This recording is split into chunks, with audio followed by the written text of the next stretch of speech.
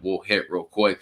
People are curious about, we got some new viewers and folks who may not have been able to understand this first go around, but folks are wondering about what your weapon you carried, if you carried a car, and how many rounds were you carrying for the car or your weapon?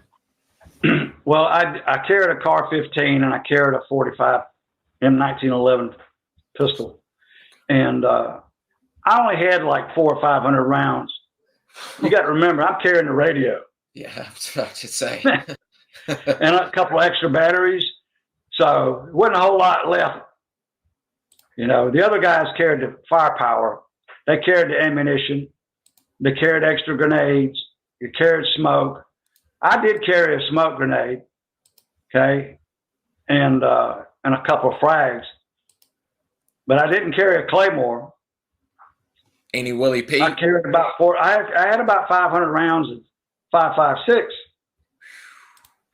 And plus a couple extra batteries and the radio in that rucksack, plus whatever food and water we were carrying. And if it was in the dry season, you carried a lot of water. Oh yeah.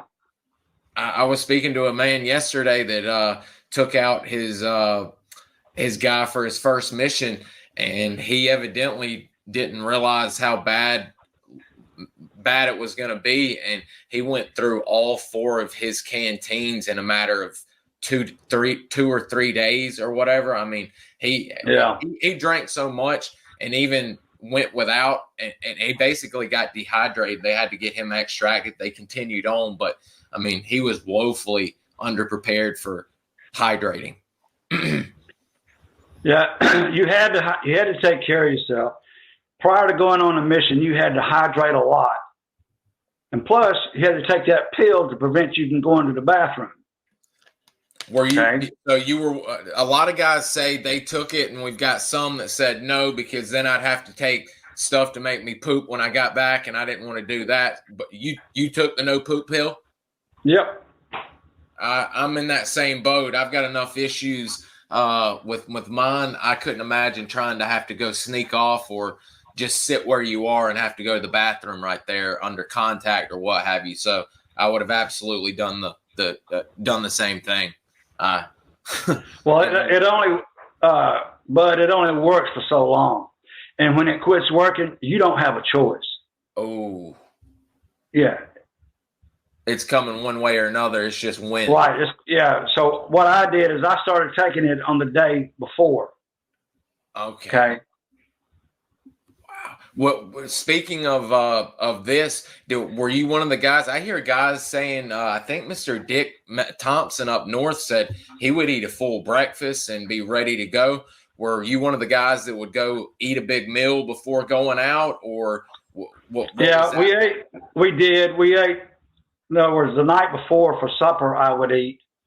Okay, and then I would eat a normal breakfast, but not heavy, because you don't want to be with a huge stomach full of stuff on infield, because a lot of times the guys on infield, if they have to run off the bat on a hot LZ, you don't want to be bogged down with a heavy load in your stomach.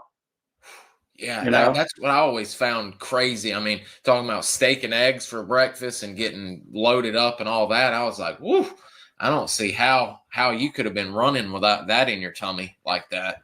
Woo. This is one that's come up, and I can't remember if we asked this from the last time, and I think she's in Malaysia, and she may have already gotten offline, but I'll let her know that we answered or got it asked.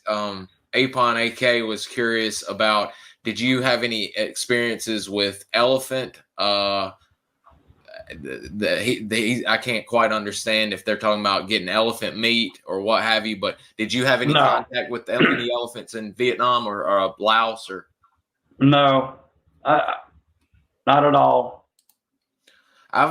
It seems like it's few and far between. It seems like a lot of the earlier guys came in contact with the elephants more. So I guess the elephants learned that the guys were encroaching and kind of left where they were at. Some of the Project Delta guys in South Vietnam, some of the 67, 68 guys, but I've not heard many many of you guys from 69 on talking about elephants sightings. Oh, Jason's got a good one for us.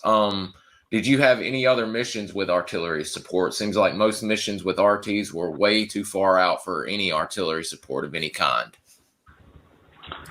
Well, I don't know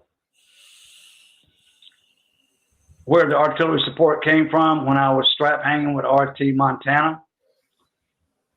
And I don't recall of any other missions where we had to have artillery support. I do know that the guys that flew Covey, they had the 122, well, whatever they were, the little rockets they had on the OV-10s.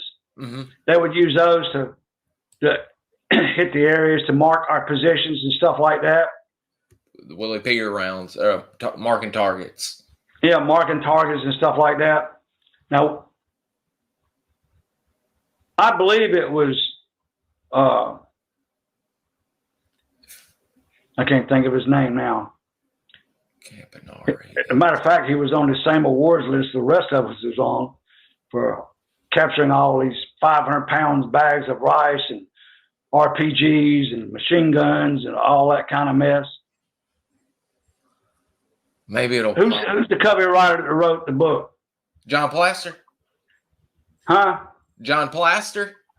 Yeah, John was on that. He covered for us when we were on there. Him and Larry White. I think Larry did it one day and Plaster did the other. And Plaster marked the hillside for the fast movers when he was flying the OV-10. Jeez, Lord. And somebody, well, when we had the gunship hover over us, the COBRA, to hover over us, I think it was John Plaster. I don't remember. But anyway, one of the Covey writers covered us. Yeah, that's Larry White right there. I got that same kind of ID card, by the way. Oh, yeah. We were stationed in 46 Company, and then they shut 46 Company down, and we both went to JCRC. What? You were 46th also? Yeah, for 3 months. Wow. See, that's another piece of history. There they closed 46 down, so you and Mr. Larry both went, because everyone had told me Mr. Larry was in 46, and I went and asked him. He's like, nah, never was. Never served with the organization. Oh, Lord, he was there. That's what I was like. Evidently, he's wanting to say, since it was 3 months, that may not count, but clearly he was with. Well, I cannot recall when he got there, but I do know that I was there for about 3 months. Okay, and then me and Donnie Hambrick, Toby Todd was there. Yeah. Yes, sir. Toby. There was a bunch of us. Wow. You know, and Toby, he was there in CCC at the same time I was. Mm-hmm. Yeah, there's a lot of these guys that I served with at CCC.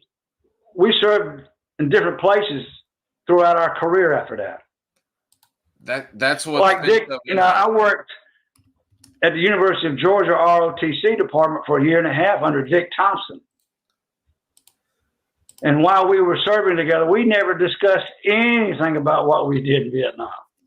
Mm-hmm. We kept our mouths shut. That's Toby right there. With Joe Walker. And that's Walker. Yeah, he was Walker's 1-1. Mm-hmm. He was his RPG man. He loved it. Oh yeah, he's got some wild stories. I wish we could get him to come on here and share some of them, but he's a bit private. But yeah, you were I mean, you served when you talk about recon men and all of that. You served with the cream of the cream of. Well, recon. there were a bunch of them, and I loved every one of them. Larry Kramer. Oh, yes. Yeah, Larry White. Lowell Stevens was a Covey writer when I was there. Toby, John Plaster, Mark Gentry, Mike Shepard, Ronnie Knight, Galen Musselman. I've got a photo of Galen right here at the bar that the Jimmy Shortan sent me. Yeah, Ernie Jensen and Sonnenberg, they were my instructors in 1-0 school. Oh, Mr. Leon was your instructor. Yeah, there he is right there. God, this was when he was still down south at Bambi Toohey with Colonel Lindsay. I love that man. He is a good man. He sent me most of his collection, and I am just honored as hell to be able to speak and talk to the man. He's a good guy. Were you in Panama with him? No, I was never assigned to Panama. I was TDY there a couple of times. Okay. But anyway, a lot of these guys, like I said, they were all of the older generation. That's me right there with a mountain yard. That was doing camp security at CCC. Every once in a while, us young guys had to do perimeter guard. That's a great photo right there. I need to tell you a story. Please do. Please do. Yeah, when all the guys that got assigned to the camp, and if we were greenhorns, we got guard duty. Well, the first night I had guard duty, I woke up the entire compound because of a water buffalo. Oh boy! The water buffalo was going through the bamboo and was just raising all kinds of cane, and I thought we were fixing to get run over. So I sounded the alarm, and the entire camp woke up and hit the perimeter. Guns and ammo and bags of ammunition were already loaded. Yeah, we're talking about guys that grabbed their stuff and hit the wire. I woke up the entire camp. I was the laughing stock of the world. But this Colonel Yarbrough, or whatever his name was, I can't remember his name, or Colonel Williams, he said, when in doubt, whip it out. I mean, one could argue that'd be pretty annoying, but I got to say, if I'm sleeping in the bunk and I'm an old head and I'm worried about the young guys, not paying attention or not pulling their load, and, he's got the ears to hear a water buffalo and think it's sappers coming in. I got to say, I would think some of the old guys would say, hey, at least he's on his game and not sleeping and slouching around on guard duty. Yeah, I wasn't there 4 days, and I was already on guard duty. God, 4 days in, and you create a ruckus like that. You got to think about it, bud. I went through basic AIT, jump school, SF training, went straight to Vietnam, 4th day there. Okay, I woke up the whole world. That's what happens when you put a greenhorn on duty. Well, I was getting broke in, buddy. Oh, I mean, literally.